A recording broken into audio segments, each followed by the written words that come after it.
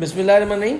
Students, एक practice question जिसमें हम फाइंड आउट करेंगे द कॉस्ट ऑफ एसेट। एक सवाल हम देखते हैं। इसके अंदर आपके सवाल में आया हुआ है the written down value of furniture in the books of Akhtar as at 30 June 2022 was 86,400।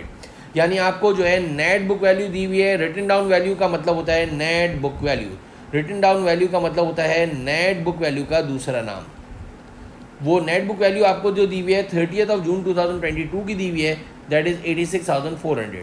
The furniture was originally purchase on 1 January 2020 and company depreciate furniture by 20% per annum on reducing balance method. Company जो use करती है 20% reducing balance method use करती है। और आपको क्या करना है, the purchase cost of furniture as at 1 January 2020 जो है आपने जो है फर्नीचर कितने का परचेज किया है। अब मेरा सवाल है, हमने जो है परचेज जो करा था वो 1 जनवरी 2020 को करा था। अब 1 जन 2020 को आपने ये जो है फर्नीचर परचेज करा है और आपके पास 30 जून 2022 की 2022 की आपको जो है वो डेप्रिसिएशन जो है नेट बुक वैल्यू दी हुई है। अब आपके पास क्या करना है, 1 जनवरी 2020 से लेकर मेरा सवाल है, पहला साल ख़त्म हुआ होगा 30 जून। इससे कि आपका अकाउंटिंग ईयर एंड हो रहा है जून में। हर साल अकाउंटिंग ईयर एंड हो रहा है जून में।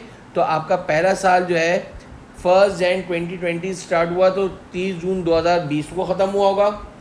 फिर 1 जुलाई से वापस स्टार्ट हुआ 2021 से और एंड हुआ 30 जून 2022 को। 1 जन 2020 से 30 जून 20 तक आया और 1 जुलाई 20 से स्टार्ट होगा। थोड़ी सी मिस्टेक हुई है, 1 जुलाई 20 से स्टार्ट होगा और एंड होगा 30 जून 2021, नेक्स्ट ईयर के 30 जून को। और फिर आपके पास 1 जुलाई 2021 से वो स्टार्ट होगा और एंड होगा 30 जून 2022। आपको इस साल की नेट बुक वैल्यू इतने सालों का डेप्रिसिएशन जो है चार्ज करने के बाद का डेप्रिसिएशन दिया हुआ है। जैसे कि हमने अपने रिकॉर्डेड लेक्चर्स के अंदर जो है बड़ी इंपॉर्टेंट चीज़ पढ़ी थी कि हमेशा कॉस्ट ऑफ एसेट को 100 सपोज कर लेना, कभी गलती नहीं होगी। 100 जो है कॉस्ट ऑफ एसेट सपोज कर लेना। आपने 20% अप्लाई करा तो मेरा एक सवाल आपसे ये है कि जब आप 20% अप्लाई करोगे तो वो पूरे साल का डेप्रिसिएशन आएगा। लेकिन आपने जनवरी से 1 जनवरी 2020 को आपने जो है ये फर्नीचर परचेज़ करा था और पहला साल आपका 30 जून 2020 को ख़त्म हुआ होगा। तो अब मेरा सवाल आपसे ये है कि जब 100 के ऊपर आपने 20% अप्लाई करा तो पूरे साल का आ गया 20 रुपीज़, मल्टीप्लाई बाय 6 करोगे डिवाइड बाय 12, क्योंकि आपको 6 महीनों का डेप्रिसिएशन लेना है, जैन, फेब, मार्च, अप्रैल, मई और जून। तो आपको मल्टीप्लाई बाय 6 डिवाइडेड बाय 12 करना है। तो आपके पास जो है 10 रुपीज़ डेप्रिसिएशन आ गया पहले साल का। यानी 1 जन 2020 से लेकर 30 जून 2020 तक का जो डेप्रिसिएशन है 10 आ गया। और हमने 100 रुपये कॉस्ट सपोज करी थी, 10 रुपये डेप्रिसिएशन लग गया है, 90 आ गया। अब हम दूसरे साल 90 का 20% अप्लाई करेंगे और अब जो है वो पूरा डेप्रिसिएशन अप्लाई किया जाएगा क्योंकि अब पूरे साल मशीन चली है, दैट इज़ 18।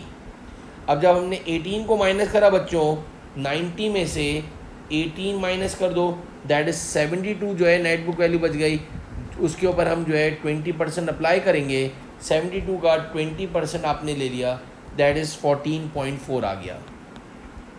तीनों सालों का एक्यूमुलेटेड डेप्रिसिएशन को आप टोटल कर दो, यानी कि आपके पास 10 प्लस 18 प्लस 14.4 गिव यू 42.4। 42.4 जो है वो आपके पास एक्यूमुलेटेड डेप्रिसिएशन आ गया बच्चों।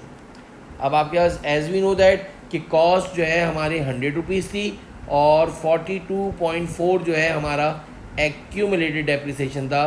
तो नेट बुक वैल्यू जो है ऑब्वियसली बात है, अगर हम इसमें से माइनस करें तो आपका 57.6 जो है वो हमारी नेट बुक वैल्यू के बराबर बन गया, जो कि आपको सवाल के अंदर गिवन है कि वो 86,400 के बराबर है।